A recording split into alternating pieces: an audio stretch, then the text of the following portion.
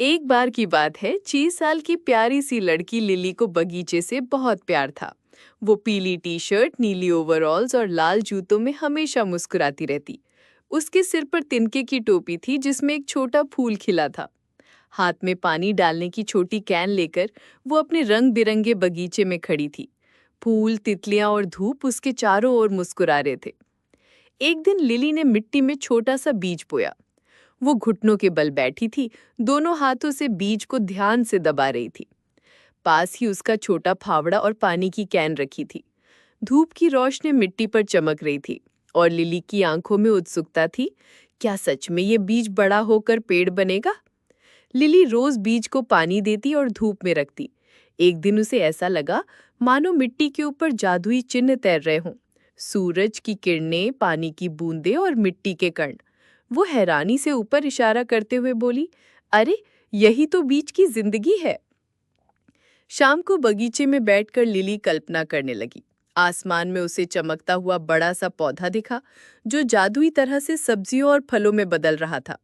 Lily ने अपने घुटनों को गले लगाया और मुस्कुराई। एक दिन मेरा छोटा बीज सचमुच बड़ा पेड़ बनेगा। कुछ ही दिनों बाद मिट्टी दरकी और एक नन्हा हरा अंकुर बाहर निकला। लिली खुशी से दोनों हाथ जोड़कर बोली, वाह, मेरा बीज जिंदा है।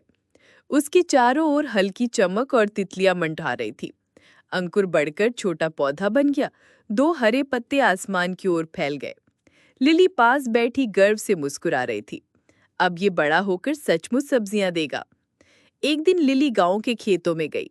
अनंत हरियाली में पंक्तियां पंक्तियां पौधे लहरा रहे थे। उसने अपनी टोपी पकड़कर खेत की ओर देखा। ये तो सचमुच जादू जैसा है। वहां उसकी मुलाकात हुई किसान बेन से। वे हरे कपड़े और भूरे ओवरऑल्स पहने, मिट्टी से सने जूते पहने थे। उन्होंने मुस्कुराते हुए लिली को पत्ते छूना सिखाया। लिली ध्यान से सुनती रही। पौधों की देखभाल करना सबसे बड़ा काम है। कुछ दिनों बाद लिली ने देखा उसके पौधे में लाल लाल टमाटर झूल रहे थे। टी उसने एक टमाटर को हाथ में उठाया और खुशी से खिलखिला पड़ी। वाह, मेरा सपना सच हो गया। लिली और किसान बेन ने खेत से सब्जियां तोड़ी। लिली ने टोकरी में टमाटर रखे और बेन ने हरी शिमला मिर्च।